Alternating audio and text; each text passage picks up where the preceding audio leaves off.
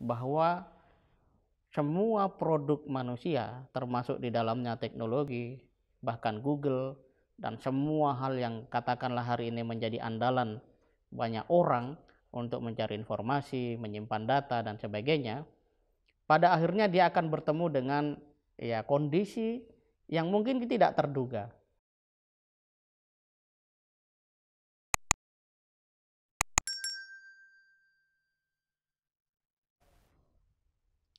Assalamualaikum warahmatullahi wabarakatuh, sahabat kalian yang berbahagia.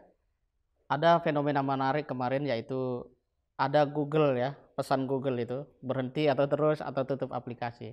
Dan itu sempat trending juga di Google sendiri.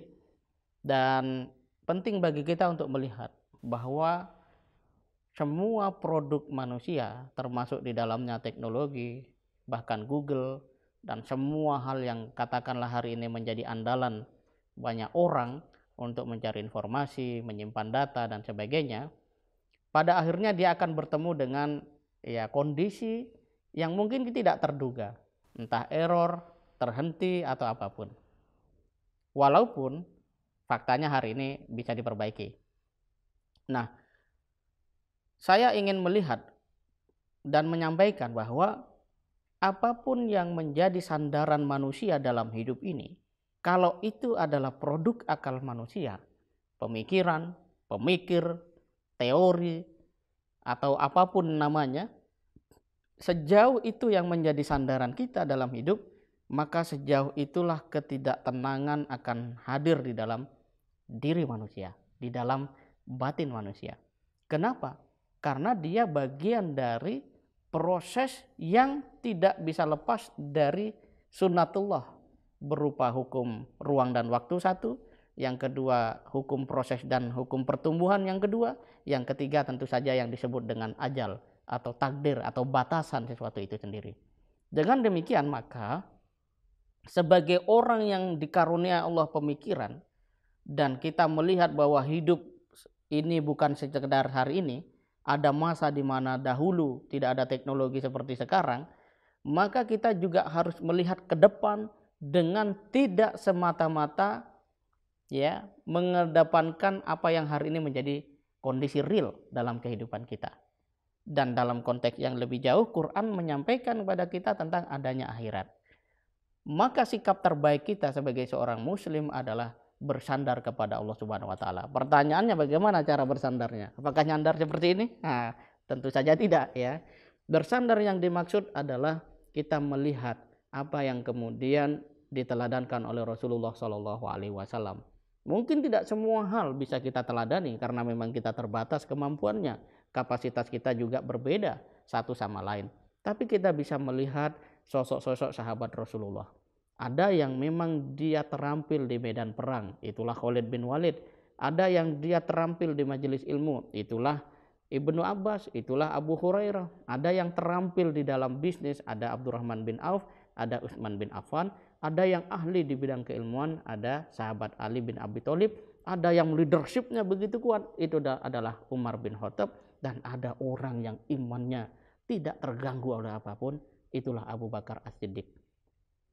Dari semua sosok tadi, coba kita raba dalam diri kita, mana sosok yang paling cocok, dekat dengan karakter kita, cobalah kita ikuti mereka itu. Kalau kita adalah sosok pebisnis, sosok entrepreneur, ya biografi hidup Utsman bin Affan itu sudah harus merasuk di dalam cara berpikir kita, termasuk berbisnis. Ya, bahkan Rasulullah sendiri adalah seorang pedagang.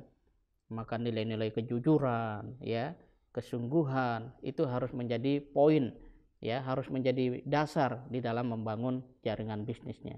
Bagi teman-teman yang tertarik bidang keilmuan, maka harus punya fokus konsentrasi seperti Abu Hurairah, Ali bin Abi Thalib yang memang sejak kecil bersama Rasulullah Shallallahu alaihi wasallam.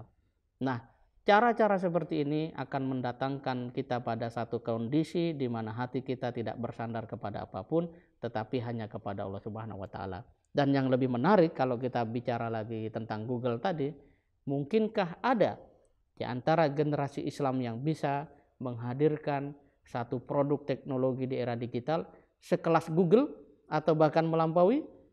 Kalau kita lihat realitas hari ini, tampaknya pertanyaan ini menjadi hal yang mengundang hal ya pesimis atau bahkan ada yang tertawa. Tetapi kalau ada anak muda yang kemudian sadar dia mengambil jalan ini, bukan tidak mungkin ya 1 dekade atau 2 dekade yang akan datang dia akan tampil sebagai orang yang menemukan ya sebuah mesin pencari sekelas Google atau bahkan lebih baik dari Google ini. Tidak ada yang mustahil di dunia ini sejauh kita memang berusaha, apalagi meminta pertolongan kepada Allah Subhanahu wa taala. Sahabat kalian yang berbahagia, pada akhirnya kita akan senantiasa menemukan bahwa hanya Allah Subhanahu wa taala tempat kita bersandar, dan karena itu waktu dan energi muda kita harus diarahkan untuk melahirkan prestasi, karya, kemanfaatan, dan tentu saja kemaslahatan di tengah-tengah kehidupan umat manusia. Ayo pastikan hari ini, detik ini ada sesuatu yang kita buat, ada sesuatu yang kita jalankan, ada sesuatu yang itu baik mendapat ridho Allah Subhanahu wa taala yang kita gulirkan dan kita ajak sahabat-sahabat kita untuk bersama-sama melakukannya. Demikian, semoga bermanfaat. Assalamualaikum warahmatullahi wabarakatuh.